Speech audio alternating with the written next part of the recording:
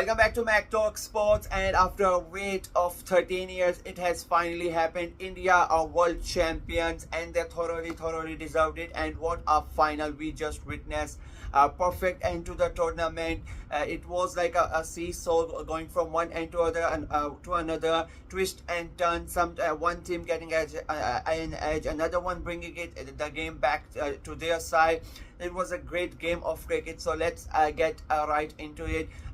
India won the toss and they decided to bat first. Rohit Sharma, Virat Kohli, both of them, they open, and Rohit Sharma gets out early. A big advantage for South Africa. Then Rishabh Pant, 2 balls, goes out on a duck. Surya Kumar Yadav, he also fails. But importantly and crucially for India, Virat Kohli was still on the crease. In comes Akshar Patel after at number 5. And then both of them start to slowly build a partnership. The run rate was not ideal for a T20 game, but after the loss of 3 early wickets, they needed time to consolidate. I know there were online people were criticizing Kohli's way of playing, but I think it was very important for India to stay, for him to stay there until the end, because we all know when he starts to hit, it takes him just like that, and it changes his strike rate very quickly, and that's what he did. He stayed on. People need to realize he has not been in a good form. It has been a really bad tournament for Virat Kohli, and as I said in my preview, that big players come clutch in big games, and he has done it again, like he has done millions of times before. He has performed when it mattered the most, when his team needed the most. Both of them, they start building a partnership, and then India were looking for a good score. Akshay Patel gets out for a well-made 40 odd, but Kohli stays there. Shivam Dube comes in to help Kohli so that India can set a good target, and in the end both of them they hit sixes and boundaries, and that helped. Kohli gets out in the 19th over, last ball of the 19th over, playing a very good innings of 76. They have set a good target, which helps helping the team set a good target of 176, and then it's on to South Africa to chase it down. 177 on this pitch. It looked like a good batting pitch, and you would have South Africans, they would have fancied to chase it down. I said in the preview that it is going to be South Africa's bowling versus India batting. At a halfway stage, it was like a 50-50. None of the side would, they said they had a better first round, because it was an equal edge at that time. South Africa early on, they were very good with the ball, but as the game went by, the Indians, they got their partnership and they scored the crucial runs that helped them get to a decent, not decent, quite a good target actually, especially in a final.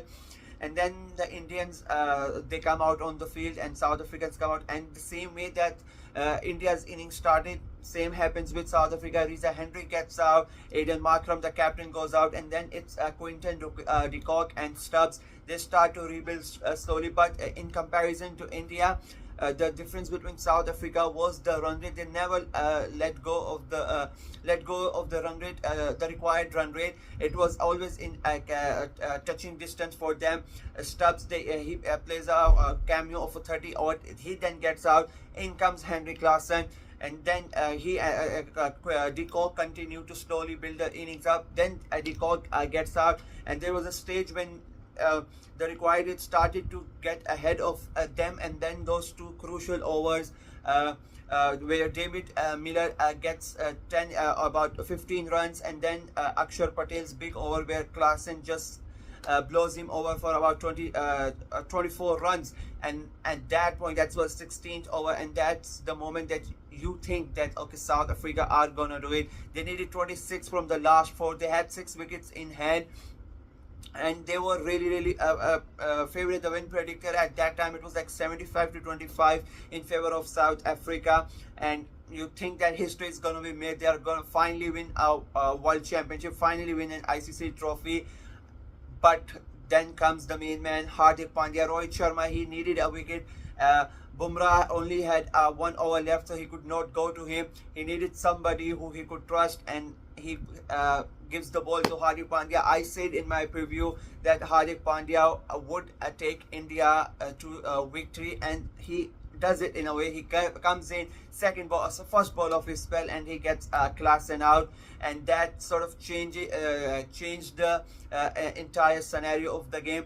And after that, he bowls a great over. Then comes Bumrah with his over, and that Bumrah over was mind-blowing. There's a reason he's the #1 bowler in the world.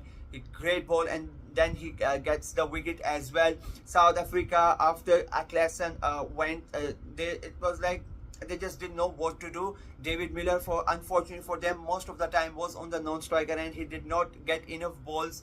He did not get enough balls in a way that he could have scored the runs here, where he could have scored boundaries. He just had to wait, and Indians were very good at it, and the bowlers are the reason that they were good at it. They did not let the other players any chance to take a single to bring Miller on strike. And even when Miller came on strike in Shadib's over, who again was brilliant as well, they bowled in a way that Miller could not hit a boundary, and that pressure kept on going on South Africa. That run rate kept on increasing in the last, and we go to the last over. 16 required from 6 ball, and again it's Hardik Pandya who will bowl the last over. First ball, Miller hits it, and everybody, like Miller included, it looked like it will be a 6 and a great start to the over for South Africa. But in comes Surya Kumar Yadav with one of the most important. It was a very, very good catch, but in terms of importance, one of the most important catch in the history of the game. You could say that catch, basically, you can say, won the World Cup for India. He catches it, the ball is about to go in, he catches it, he's about to cross the field, throws it in, comes back and grabs it. Then we go to the third umpire, but even without going to the third umpire, it looked quite clear that Sky has caught it, and that was basically game set and done. But then Rabada comes in, first ball hits the boundary, and then they needed 10 of 4. Pandya, but he was on another level. He did not give them any further chance, and India win the game, win the World Cup by 7 runs. And as I say, they thoroughly deserved it. They have been splendid throughout the tournament. Like the first game against Pakistan and the final, I think, are the closest games that they had in the entire tournament. Apart from that, no other team came close to them anywhere. And I think they should have won the last 50-over World Cup as well, but they fell short. But this time around, they made sure to cross the line.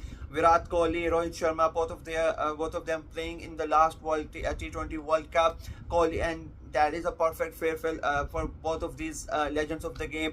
Kohli already has announced, I just saw that he has announced that his retirement from T20 cricket, and I think Rohit will follow suit quite quickly. South Africa, on the other hand, it's heartbreaking for them, especially they came into the final for the very first time, and they were very, very close to win it, especially after the over from Akshar Patel. South Africa should have won it, but I guess it was not to be. But still, an amazing performance from them to cross the hurdle of semi-final, to get that tag of the semi-finalist away from them, and finally play a final. This will help them and give them experience for future tournaments as well. All in all, the World Cup comes to an end, and India are the world champions. The men in blue have done it. They thoroughly deserved it. So congratulations to India, and that was my review for the World Cup final. Please let me know what you guys think of it in the comment section, and until the next video, bye bye.